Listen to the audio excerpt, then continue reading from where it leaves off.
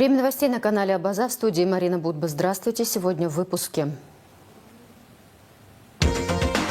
От того, как используется земля, зависит продовольственная безопасность. Научно-практическая конференция «Землепользование и землевладение» в Абхазии прошла в Агу. Глубокая обрезка деревьев за и против. На улице Воронова администрация города Сухум проводит обрезку платанов. Леониду Саманбо 80. Беседу с доктором филологических наук смотрите в нашем эфире в субботу, 29 марта. Начнем с международной повестки. Москва и Вашингтон согласовали список российских и украинских объектов, подпадающих под мораторий на удары по энергосистеме. Среди них нефтеперерабатывающие предприятия, нефтегазопроводы и хранилища, включая насосные станции, электроэнергетическая инфраструктура, атомные электростанции, дамбы, гидроэлектростанции, сообщает Кремль. Мораторий действует 30 суток с 18 марта и может быть продлен. Если одна сторона нарушит его, вторая может выйти из договора. Союз журналистов Абхазии выразил соболезнования Союзу журналистов России, редакционным коллективам, родным и близким в связи с гибелью российских журналистов в зоне спецоперации. За последние 3 дня жертвами атак ВСУ стали сотрудники федеральных СМИ. 4. Корреспондент «Известий» Александр Федорчак, оператор канала «Звезда» Андрей Панов, водитель съемочной группы Александр Серкели, военкор Первого канала Анна Прокофьева погибли. Еще 3 человека пострадали. Мы осуждаем факты убийства журналистов, гражданских лиц не с автоматом в руках, а с камерой или диктофоном. Просим передать раненым коллегам пожелание скорейшего выздоровления, говорится в тексте.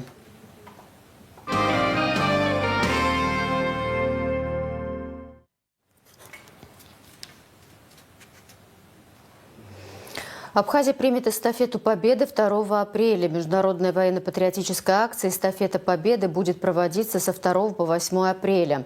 2 апреля 11:00 на КПП ПСОУ российско-абхазская граница состоится церемония передачи эстафеты. В ней примут участие эстафетные группы Погрануправления ФСБ России в Абхазии и Погрануправления СГБ Республики Абхазия. В селе Члоу стартовали работы по реставрации памятника участникам Великой Отечественной войны. На данном этапе уже определен перечень работ, включая воссоздание оригинального архитектурного облика памятника с его сложными и исторически значимыми элементами.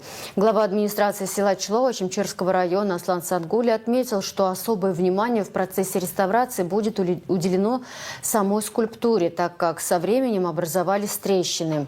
А в местах даже крупные сколы, которые в первую очередь нужно отремонтировать.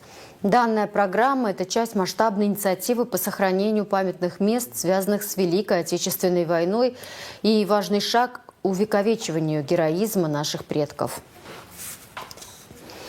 Научно-практическая конференция «Землепользование и землевладение в Абхазии. Экономические, экологические, правовые, социальные аспекты» открылась сегодня в Абхазском государственном университете в рамках ежегодной отчетной научно-практической конференции профессорско-преподавательского состава, в рамках которой до 28 марта в стенах Госуниверситета будут проходить разнообразные конференции и междисциплинарные секции. О втором дне работы большой отчетной конференции расскажет Рада Чачава. Междисциплинарная секция, проходящая в рамках отчетной научно-практической конференции профессорско-преподавательского состава Национального университета, началась со вступительного слова первого проректора АГУ, кандидата биологических наук Романа Дбар. Он отметил, что ежегодно в главный вуз страны поступает до 2500 абитуриентов, а в стенах его трудится 600 сотрудников. Человек, однажды соприкоснувшийся с наукой, сделавший шаг на пути к открытию, никогда не остановится. Он будет желать делать это всю свою жизнь. Поделился проректор, подчеркнув, что в контексте развития науки работа университета важна неоценимо. Именно передовая мысль научная, передовые идеи – это то, что формируется именно в стенах университета. Именно отсюда происходит распространение самых передовых вещей, которые существуют в стране. Здесь у нас в аудитории большей частью находятся студенты. И когда речь идет о науке, я вам могу сказать такую очень важную вещь. Значит, занятие наукой – это привилегия избранных. Если хотя бы один раз в жизни человек соприкоснулся с тем, что он сумел сделать некий шаг, который открыл темную сторону и осветлил ее, и там появилось открытие, пусть даже очень маленькое, это на самом деле действует на мозг как наркотик. И университет в этом плане, конечно же, очень важный институт государства. И мы, конечно же, рассчитываем на то, что научные исследования будут поддерживаться. Главными темами секции, проходившей в формате научной конференции, были землепользование, землевладение в Абхазии, от экономических до правовых и социальных аспектов. Среди докладчиков и сам Роман Тбар, и доценты вуза, и кандидаты наук. После выступления первого проректора и его же обширного детального доклада, с которым мы познакомим наших зрителей позднее, с развернутой работой, посвященной вопросам регулирования землепользования в республике, выступил доцент кафедры экономической теории Александр Страничкин. Вопреки существованию широкого списка нормативно-правовых актов, в том числе конституционных, регулирующих землепользование в Абхазии, основополагающим документом регулирования является Земельный кодекс, следует из доклада. Но некоторые моменты не работают, а некоторые не реализованы. В частности, в постановлении Верховного Совета Республики Абхазия о введении Земельного кодекса Республики Абхазия был дан ряд поручений Совету министров Республики Абхазия. В срок до 1 января 1995 года подготовить порядок создания земельного фонда, порядок введения государственного земельного кадастра и порядок осуществления мониторинга земли. Но, к сожалению, вы сами знаете, что не все документы приняты, и не все документы работают. Кадастр предполагает, первое, оценку качества земли по различным характеристикам. Второе, создание единого реестра пользователей земли, владельцев, фермеров, крупных хозяйств, находящихся в аренде и свободных участках. Есть ли у государства резервы земли? Вопрос возникает актуально, да? Помимо прочего, как указывает Александр Страничкин, вопреки существованию положения об изъятии земли, переданной в аренду, в случае, когда арендатор использует ее не по назначению или вообще не использует, данный механизм не реализуется, что напрямую влияет на эффективность использования земельных ресурсов. У нас не всегда работает механизм изъятия земли, переданной в аренду. В случае, когда арендатор использует ее не по назначению или вообще не использует. Поэтому определенное количество земли просто-напросто не работает. Появился теневой рынок оборота земли. Государство лишь фиксирует этот оборот. Конечно, формально земля не продается. Продается право аренды. Но тем не менее. От того, как используется земля, зависит наша продовольственная составляющая, отмечается в частности в докладе. Есть примеры, когда сельскохозяйственные производители показывают достаточно эффективное использование земли для производства продукции. Мы должны перейти к товарному производству сельхозпродукции, ее хранению и переработке. Если туризм является локомотивом нашей экономики, он должен дать ей мультипликативный эффект, то сельское хозяйство должно также стать одним из факторов развития. В советское время в Абхазии производили большое количество мяса, молока, яиц, овощей. Работали различные предприятия по переработке сельскохозяйственной продукции. Сельское хозяйство было технически обеспечено. Без технического обеспечения сельское хозяйство развиваться не может, а эффективность землепользования становится низким. Вопросам сельского хозяйства в докладе было уделено особенное внимание, в том числе закону о крестьянском фермерском хозяйстве и среднему и малому бизнесу, работающему в сельхозсфере. За последние 20 лет практически утрачено производство сельхозпродукции в общественном секторе. Лишь некоторые отрасли дают значительную часть продукции. Одной из задач рационального использования земли должно стать стимулирование малого и среднего бизнеса, фермерских хозяйств. У нас есть закон о крестьянском фермерском хозяйстве, принятый более 30 лет назад, но он на сегодняшний день работает не в полной мере. В некоторых случаях нужны крупные сельскохозяйственные предприятия со всей цепочкой логистического продвижения товарной продукции. Их создание дает повышение производительности выпуска продукции, повышает ее рентабельность. Подводя итоги проведенных исследований, Александр Страничкин подчеркнул, что необходим ряд планомерных действий для поддержки сельского хозяйства, решения проблем в сфере землепользования, в том числе касательно городских территорий. Он отметил, что остро стоит вопрос реализации нового, уже принятого градостроительного кодекса и разработка на базе кодекса генеральных планов городов Абхазии. И системы кредитования через финансовых посредников и при помощи государственных структур. Речь вот о чем идет. Когда кредит дается, во многих государствах определенную долю процента, банковского процента, берет на себя государство. То есть оно компенсирует этот процент. Нужна господдержка АПК, в том числе, возможно, при посредничестве частно-государственного партнерства. Следует подумать о долгосрочной поддержке АПК, по крайней мере, на 10-15 лет. Привлечение инвестиций, как внутренних, так и внешних, должно базироваться на интересах сельхозпроизводителей. Отчетная научно-практическая конференция в Национальном университете продлится до 28 марта. Рада Чачава, Инала Гухава, Абаза ТВ. Новости образования. Главы Министерства просвещения Абхазии и России обсудили дорожную карту мероприятий в рамках сотрудничества в сфере образования. Министр просвещения Республики Абхазия Инал Габлия встретился с министром просвещения Российской Федерации Сергеем Кравцовым в Москве. Они обсудили реализацию меморандума о долгосрочном сотрудничестве и дорожную карту совместного плана мероприятий двух министерств на 2025 год.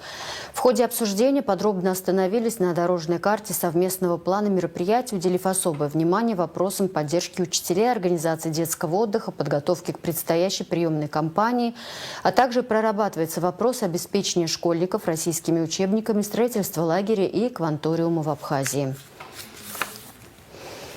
Абхазия присоединится к движению первых. Исполняющий обязанности главы Минпроса Инал Габлия и зампред объединения Марат Закиров обсудили в Москве перспективы сотрудничества, сообщили в ведомстве. Движение первых – крупнейшее детско-молодежное объединение России. Наблюдательный совет возглавляет Владимир Путин. Главной задачей объединения он назвал создание равной, доступной, интересной среды для развития и самореализации по разным направлениям – дипломатии, науки, культуры, спорта.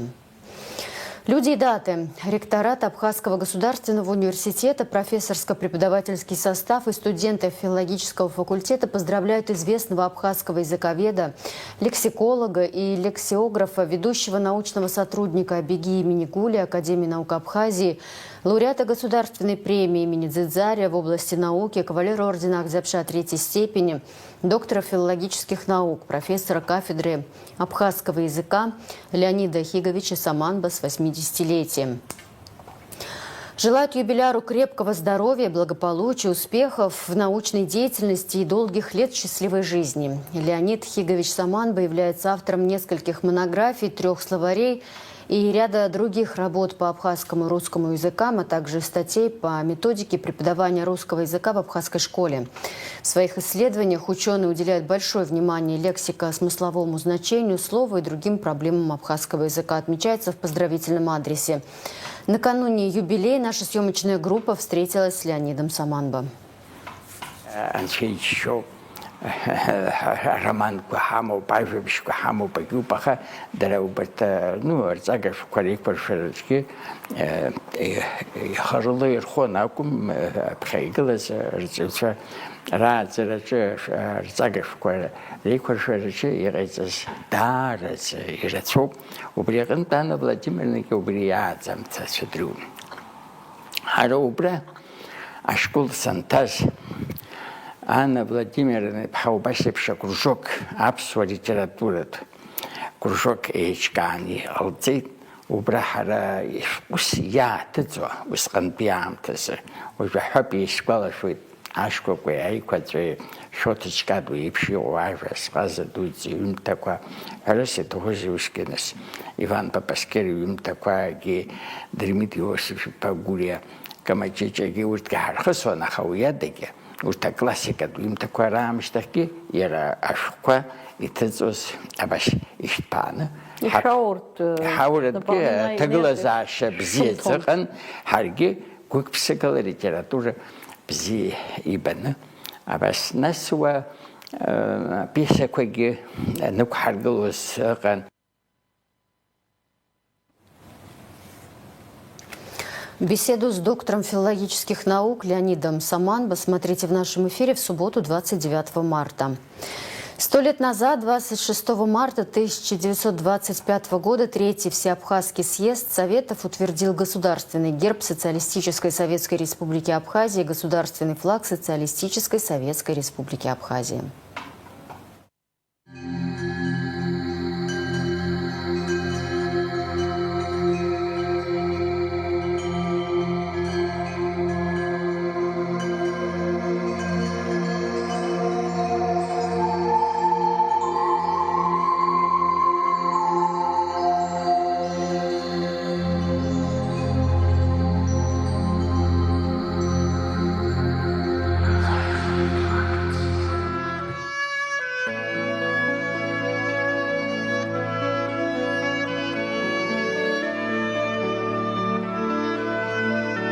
Аԥсантәыла бирахқәа ҳанацәа ирсыз, ргарашәа иациз, рнапы рызқәа зхьысыз, аԥсантәыла бирахқәа азгәышьуамызт ахҿа, сахьак рнылашо ирнын амаҿа.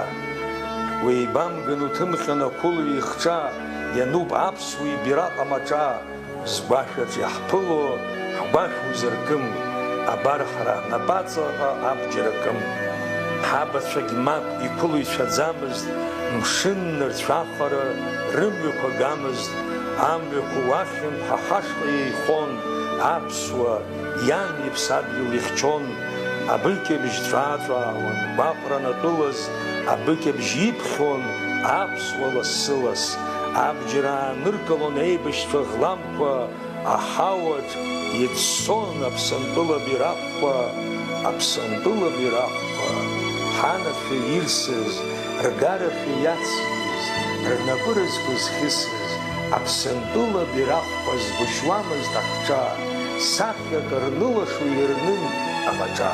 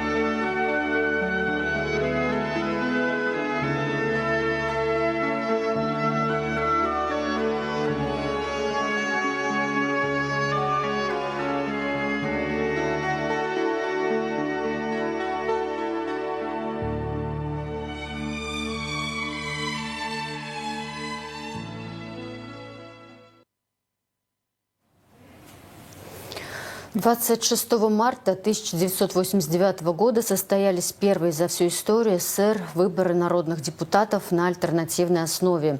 Это событие стало знаменательным в истории национально-освободительной борьбы абхазского народа, значение которого трудно переоценить. Народными депутатами СССР от Абхазии были избраны Владислав Арденба, Баграт Шинкуба, Алексей Гогуа, Фазиль Искандер, Тарас Шамба, Борис Адлиба, Руслан Аршба и Виолетта Аграба. 26 марта 1925 года родился Лазарь Прицкер, кандидат исторических наук, заслуженный работник культуры Абхазии, кавалер ордена Отечественной войны второй степени. Прицкер, автор более 40 научных работ, был главным хранителем фондов, заведующим отделом истории советского периода Абхазского государственного музея, работал старшим научным сотрудником Абхазского института языка и литературы, специализировался по советскому периоду истории Абхазии, составлял историческую хронологию. 26 марта день рождения Виолетты Маан, народной артистки Абхазии, актрисы Абхазского государственного драматического театра имени Самсона Чанба. Талантливая Виолетта Маан, еще будучи школьницей, стала солисткой государственного ансамбля песни и танца Абхазии. Ученице 10 класса в 1957 году было присвоено звание заслуженной артистки Абхазской АССР.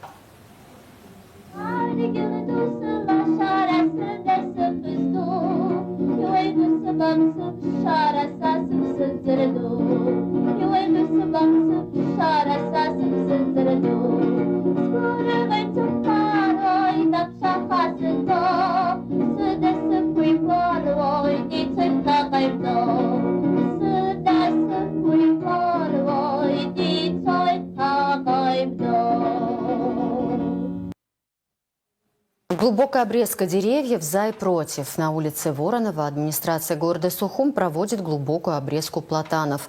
Как и в предыдущие годы, такой метод обрезки вызывает ожесточенные споры в обществе и сети интернет.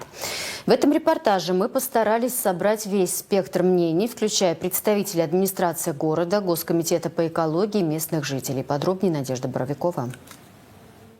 Глубокая обрезка деревьев каждую весну неизбежно вызывает недовольство горожан. За последние несколько лет администрация города Сухум подвергалась критике за глубокую обрезку камфорных лавров и олеандров в центральной части города. В этом году на улице Воронова проводят глубокую обрезку платанов, и мнения снова разделились. Кто-то считает, что это правильно, так как ветки падают, повреждая дома, машины и электрические провода. Кто-то выступает против, потому что деревья дают тень, защищают от пыли и обогащают воздух кислородом.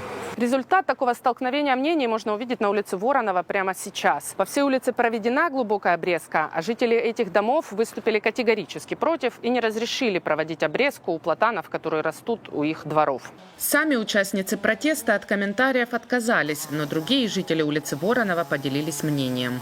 Деревья надо сохранить было. Их надо было лечить, а не резать. Резать – это очень простой выход из этого. И потом опять ничего не получается, и они болеют дальше.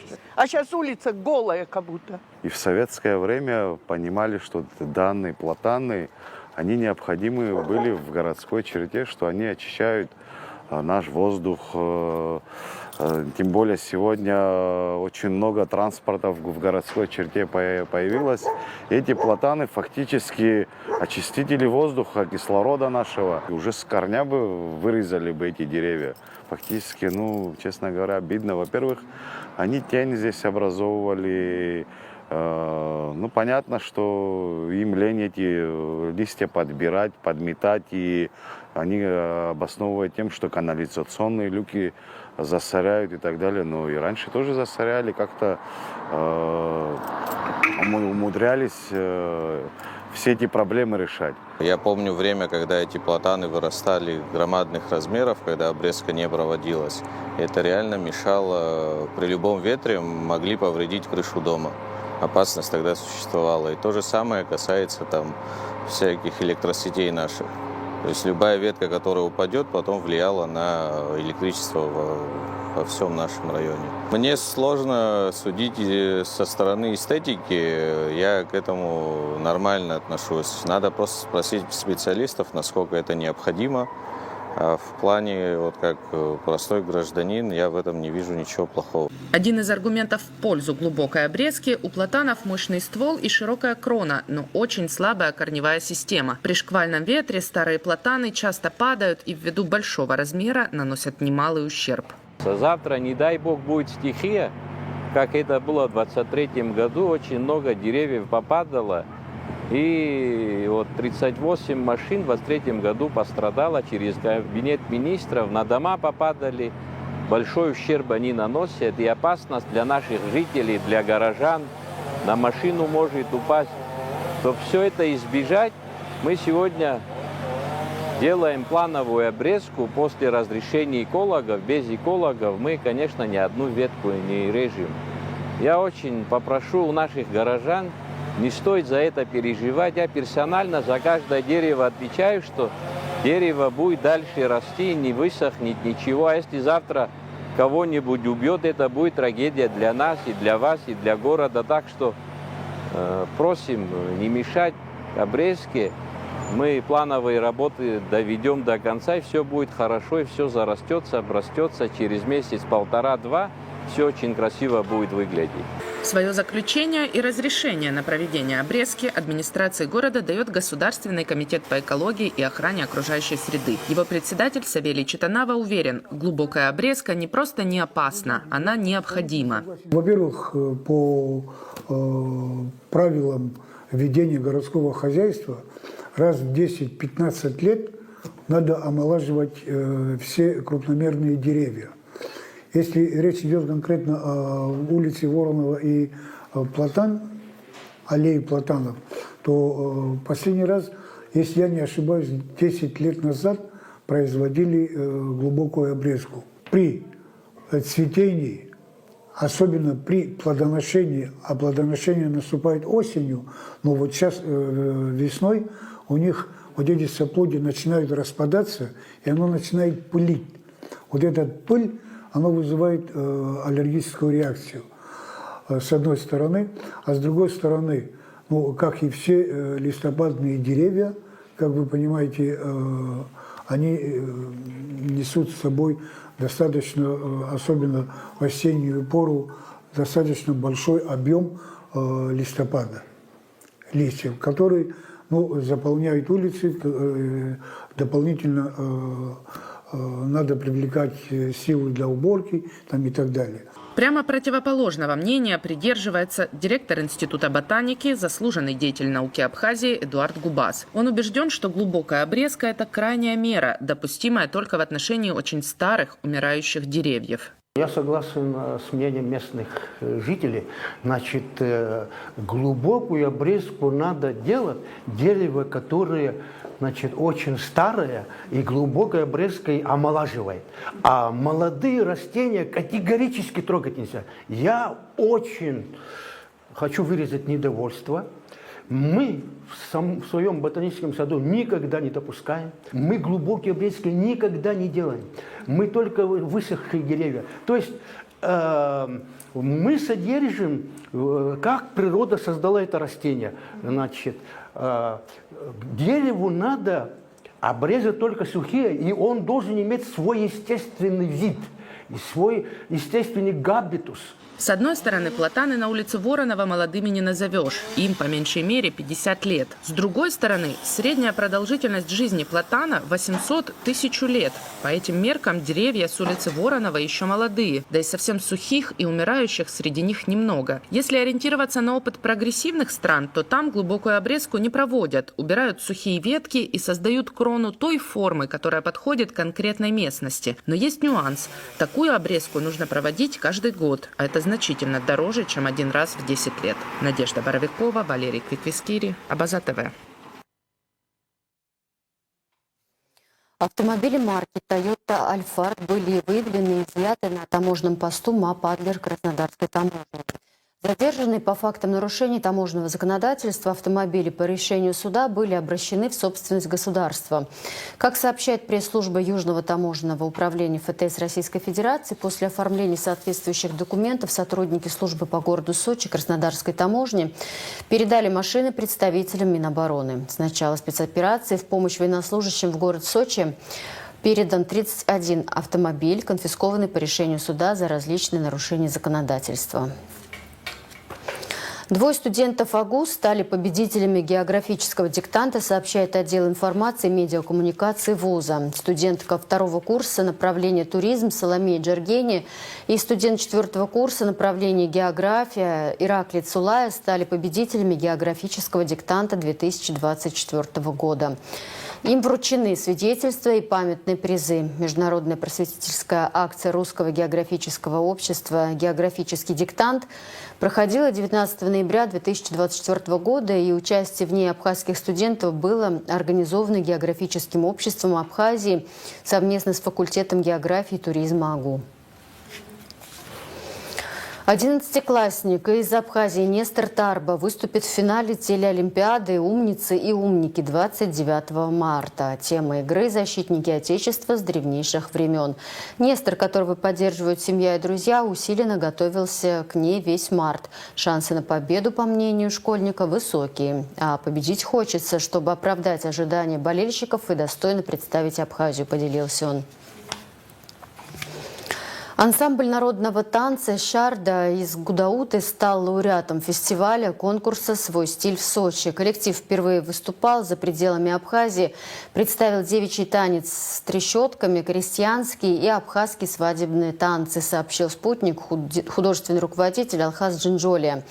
Зрители нас приняли очень тепло, мы не ждали больших результатов, но очень на это надеялись. Нашему ансамблю 7 лет, он состоит из 28 детей из Ачандары и Гудауты, рассказал он.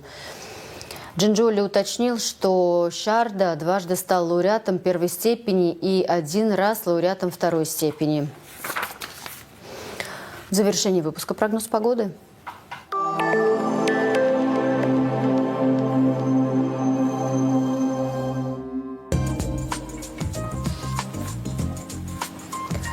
В четверг, 27 марта, в Абхазии ожидается переменная облачность. Местами ночью возможен слабый дождь, днем без осадков. Атмосферное давление повышенное, будет понижаться. Ветер слабо умеренный, температура воздуха ночью 8-13, днем 13-18. Температура морской воды плюс 11, относительная влажность воздуха 50-70%.